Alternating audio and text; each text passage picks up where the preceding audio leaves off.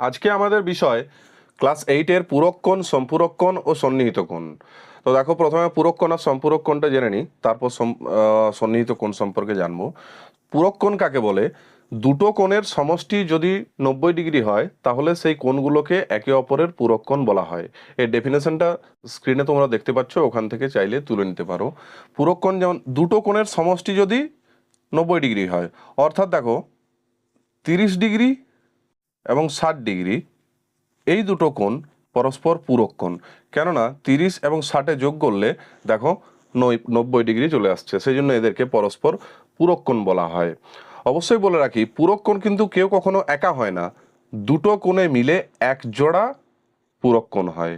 পূরক কোণ কেউ কখনো একা হতে পারে না। আবার একটা উদাহরণ দেখে নিই, যেমন ধরো 36 ডিগ্রি এবং 54 ডিগ্রি, এই দুজনে যদি যোগ করো তাহলে দেখতে পাবে যে 90 ডিগ্রি আসছে, অর্থাৎ এরা হচ্ছে পরস্পর পূরক কোণ। এখানে পরীক্ষায় অনেক সময় প্রশ্ন পড়ে যে কোন কোণের পূরক কোণ সেই কোণই, তো সেক্ষেত্রে উত্তরটা হবে 45 ডিগ্রি। কারণ 45 ডিগ্রি একটা এমন কোণ যার পূরক কোণ 45 ডিগ্রি হয়। আবার এরকমও প্রশ্ন পড়ে থাকে যে একটি কোণ আছে 36 ডিগ্রি, তার পূরক কোণের মান কত? তো সেটা কিভাবে বার করাবো?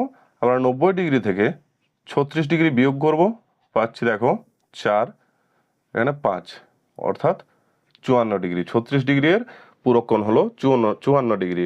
অতএব তোমরা যদি একটা কোণ দেওয়া থাকে এবং তার পূরক কোণ বার করতে বলে, তাহলে তোমরা সেটা সোজাসুজি 90 ডিগ্রি থেকে যে প্রদত্ত কোণটা, অর্থাৎ যে কোণটা দেওয়া আছে সেটা বিয়োগ করে দিলেই তার পূরক কোণটা বেরিয়ে যাবে। একইভাবে দেখো, সম্পূরক কোণ কোণগুলোকে বলা হচ্ছে দুটো কোণের সমষ্টি যদি 180 ডিগ্রি হয় তাহলে সেই কোণ দুটোকে পরস্পরের সম্পূরক কোণ বলা হয়। যেমন ধরো 120 ডিগ্রি এবং 60 ডিগ্রি, এই দুটো কোণের যোগফল দেখো 180 ডিগ্রি হচ্ছে, তাহলে এই দুটো কোণকে পরস্পরের সম্পূরক কোণ বলা হবে। তা আবার এরকম, অর্থাৎ প্রশ্ন এটাও পড়ে পূরক কোণের মতোই, যে কোন কোণের সম্পূরক কোণ সেই কোণই। উত্তরটা হচ্ছে 90 ডিগ্রি। 90 ডিগ্রির সম্পূরক কোণ 90 ডিগ্রি। দুটো কোণ 90 ডিগ্রি যোগ করলে দেখো 180 ডিগ্রি চলে আসছে। আবার অনেক সময় প্রশ্ন পড়ে যে একটি কোণ আছে 123 ডিগ্রি, তার সম্পূরক কোণের মান কত? একইভাবে 180 থেকে আমরা এটা বিয়োগ করে দেবো, 23কে বিয়োগ করলে পাওয়া যাচ্ছে দেখো 57 ডিগ্রি। তাহলে 123 ডিগ্রির সম্পূরক কোণের মান 57 ডিগ্রি। এবার আসছি দেখো সন্নিহিত কোণে। সন্নিহিত কোণ কাকে বলছে? দুটো কোণের যদি একটি সাধারণ বাহু এবং একটি সাধারণ শীর্ষবিন্দু থাকে এবং কোণ দুটি যদি সাধারণ বাহুর দুই পাশে অবস্থিত হয়, তাহলে সেই কোণ দুটিকে একে অপরের সন্নিহিত কোণ বলা হয়। এটার ডেফিনেশনটা স্ক্রিনে দেওয়া আছে, তোমরা সেখান থেকে তুলে নিতে পারো। কি বলছে দেখো, দুটো কোণের যদি একটি সাধারণ বাহু এবং একটি সাধারণ শীর্ষবিন্দু থাকে, তো দেখো এ বি সি, এটা ডি। দেখো এখানে দুটো কোণ উৎপন্ন হয়েছে, একটা এটা এবং অপরটা এটা। এই দুটো কোণের দেখো একটা সাধারণ বাহু আছে কে, বিডি, একটা সাধারণ শীর্ষবিন্দু আছে অর্থাৎ সেটা হচ্ছে বি, এবং কোণ দুটো, এই কোণ এবং এই কোণ, সাধারণ যে বাহু এই বিডি বাহু তার দুদিকে অবস্থান করছে, একটা এইদিকে এবং একটা ওইদিকে। তো সন্নিহিত কোণ হতে গেলে তার তিনটে ক্রাইটেরিয়া আছে। কি না, একটা সাধারণ বাহু থাকতে হবে, সেই দুটো কোণের শীর্ষবিন্দুটা সাধারণ হতে হবে, অর্থাৎ একই শীর্ষবিন্দুতে দুটো কোণ থাকতে হবে, এবং কোণ দুটোকে অবশ্যই সাধারণ বাহুটার দুদিকে অবস্থান করতে হবে। এই তিনটে শর্ত মিললে তবেই সেই দুটো কোণকে আমরা একে অপরের সন্নিহিত কোণ বলতে পারি। আবারও বলি, যেরকমটা ঠিক পূরক কোণ এবং সম্পূরক কোণের ক্ষেত্রে বলেছিলাম, যে এখানেও কেউ একা সন্নিহিত কোণ, কোনো একটা কোণ একা সন্নিহিত কোণ হতে পারে না, এই দুটো কোণ মিলে এক জোড়া সন্নিহিত কোণ হয়। অর্থাৎ এই কোণের সন্নিহিত কোণ এ এবং এর সন্নিহিত কোণ এ, এই দুটো মিলে এক জোড়া সন্নিহিত কোণ। দেখো এখানে আমরা তিনটে ছবি নিয়েছি আলাদা আলাদা, এগুলোর মধ্যে কোনগুলো সন্নিহিত কোণ এবং কোনগুলো নয়, এবং তারা কেন নয় সেটাও আমরা বিচার করে দেখব। তো দেখো এখানে যে দুটো কোণ উৎপন্ন হয়েছে, যে দুটো কোণে দাগ দেওয়া রয়েছে এ বি সি এবং সি ডি ই, এই দুটো কোণ, যে দুটো কোণে দাগ দেওয়া রয়েছে, এই দুটো কোণকে আমরা সন্নিহিত কোণ বলতে পারি কি না? দেখো এই দুটো কোণের একটা সাধারণ বাহু আছে আমরা বলতে পারি, এই একটা সাধারণ বাহু, সাধারণ বাহুটার দুই পাশে অবস্থান করছে, একটা কোণ সাধারণ বাহুর এদিকে আছে, একটা এদিকে আছে।